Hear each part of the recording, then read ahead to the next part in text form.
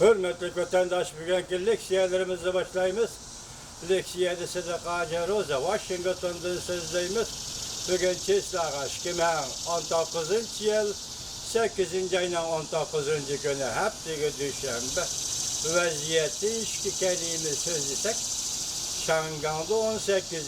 günü zor külemlik namayiş oldu. Bu namayişki bu kıta 1.700.000 nefer Şangan şehir ahalisi katnaştı dep ilan kıldı demokratlar fronte. Anda şıtav haberlerde ne mi dedi?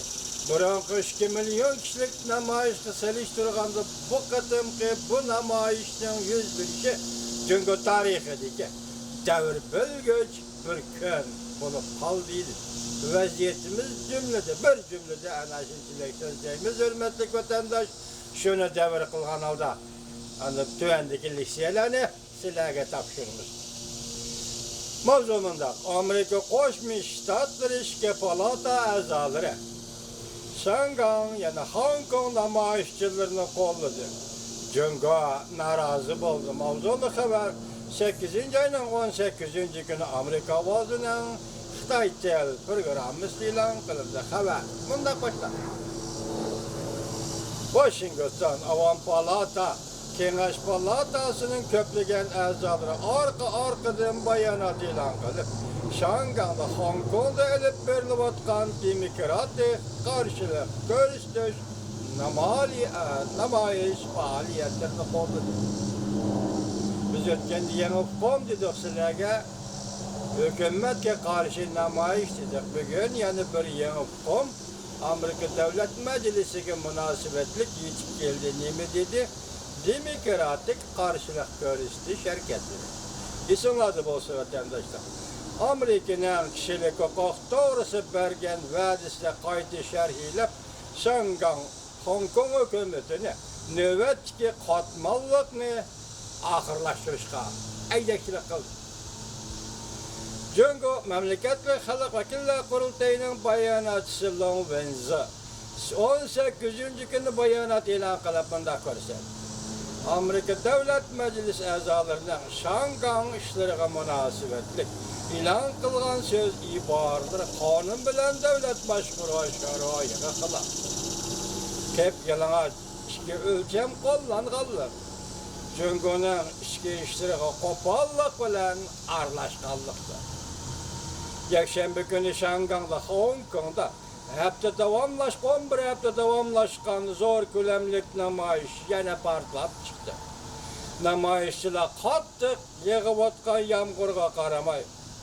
Victoria bağçısıga toplanıp, sakçılarının demokratlar pronte etkandık, cüngücü bastırış usulunu kollanıp, namayışçılara zorvallık, işletkenlikiga narazılık bildirdi. Bayanatçılığın özü mundaq dedi. Mavi oturdu kişi haber yazmışına fikri ende. Bayanatçılığın özü mundaq görsetti.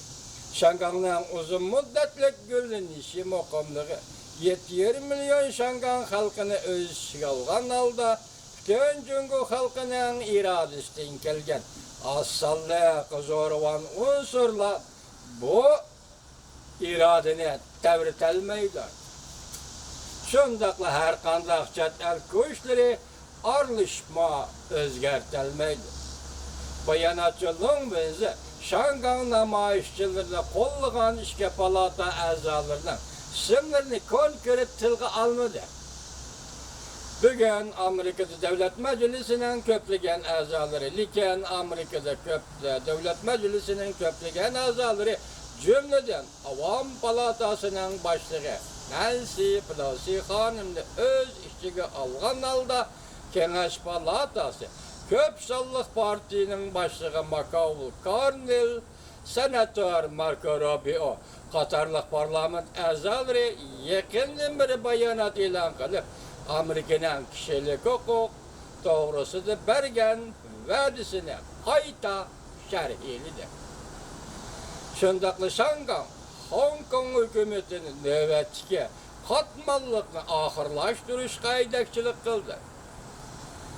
Amerika Qo'shma Shtatlar Davlat Majlisi Amerika bilan Shangang munosabatlariga ta'sir ko'rsatadigan qonun turg'izishga huquqli. Bu harakat Shangangda, Hong Kongda muqimlik va qonun bilan boshqarish tartiblarini ojizlashtirishi mumkin. Jumladan yaqinda ishga palata a'zolari yana bir qator Shangangda, yana Hong Kongda kishilik huquq va demokratiya qonun loyihasini o'ttirg'a qo'ydi. Amerika Qo'shma Shtatlar Davlat Mahkamasining har yili Shangang, Hong Kongning o'zini boshqarish ahvoli to'g'risida doklad berishini, shu orqali Shangangda bahramand bo'layotgan muomalani davomlashtirishga bo'lamdi yo'q qaror chiqarishni talab qildi. Amerika qo'llanadigan bevosita tadbir shundoq bo'ldiki, Amerika Qo'shma Shtatlarining prezidenti Trump ma'muriy buyruq e'lon qilib, Shangangning Amerika bilan bo'lgan alohida savdo munosabat o'rnini vaqtincha cheklashdan iborat Amerika jungo savdo urushi bo'layotgan bir paytda bu harakat Shangang iqtisodiga tarmar qilish xarakterli ta'sir ko'rsatdi.